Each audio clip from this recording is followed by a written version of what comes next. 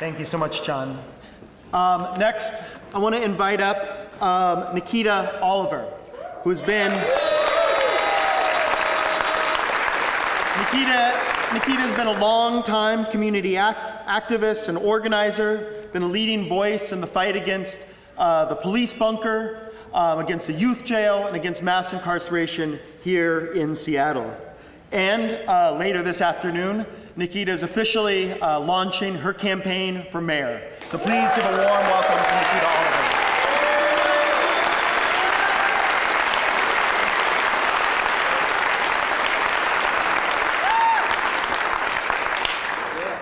Thank you for having me today, y'all. I'm gonna spare y'all my platform points because they'll be up online, but also y'all are all coming to the launch, right? So you'll hear them later.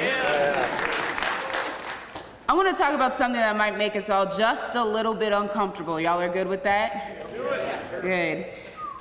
For some of us, this idea of resistance is built into simply how we exist in this space. I've chosen in my life to be an activist and organizer on one level, and yet on another it feels like I never had a choice. That it's been built into who I am in this system to have to actively pursue my liberation and the liberation of the communities that I represent. And to be honest, that's been really about survival. And I'm getting to the point where I would really like to see us get to thriving.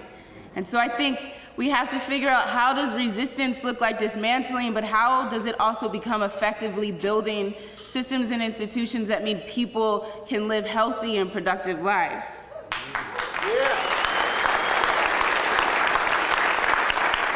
In Seattle, we have a responsibility.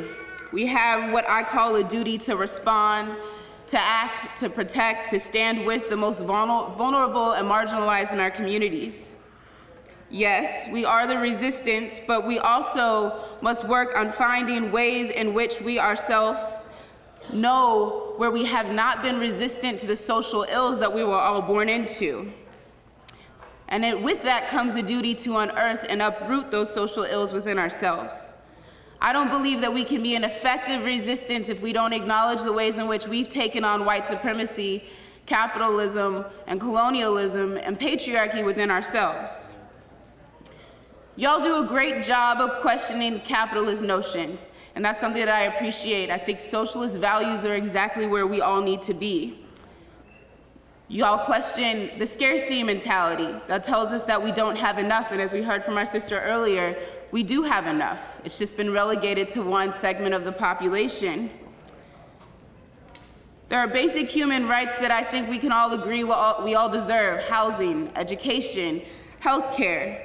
And in Seattle, we live in an incredible intersection, an opportunity to model not simply what being a progressive city looks like, but how to walk our talk. But before that vision can happen, I think we have some work to do. As much as we question capitalism and even patriarchy, I think we need to learn to question whiteness and white supremacy at the same level.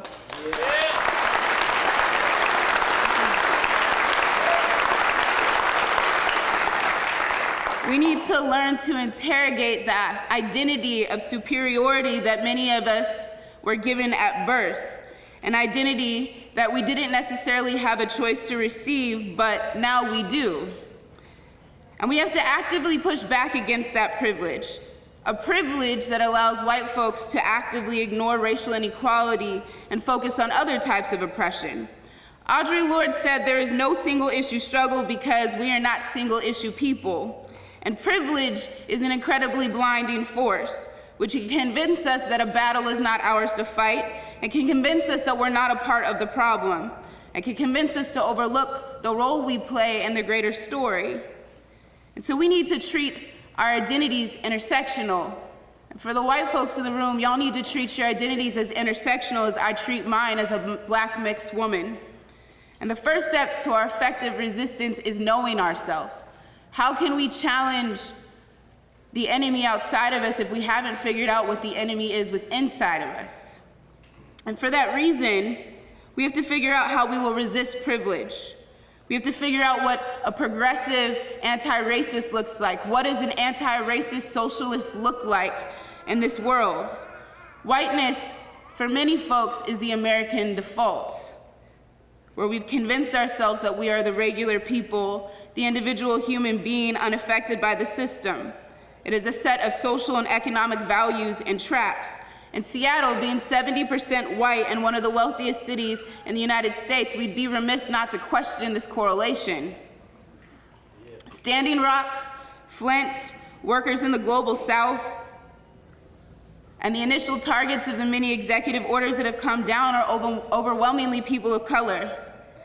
We need to make changes in our nation, but also look at Seattle. Who are the first to get hit the hardest in our city? It's often people of color and the cash poor.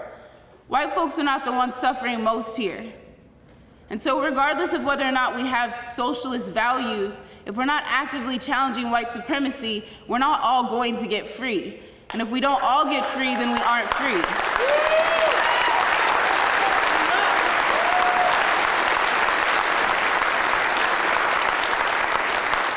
It is my belief that a resistant Seattle will question all forms of privilege and oppression, unabashedly and unapologetically. A resistant Seattle centers the brilliance, the solution building, and the needs of the most marginalized and vulnerable among us. A resistant Seattle is led by the grassroots and is willing to take direction from folks who may not have the systemic merits, but they have the life merits that mean they can build the sorts of solutions we most need. In the end, we all have a human right to education, healthcare, housing, and clean water. A resistant Seattle is not a surviving Seattle, it is a thriving Seattle. And it is a place where all people who want to can be healthy and whole. Thank you.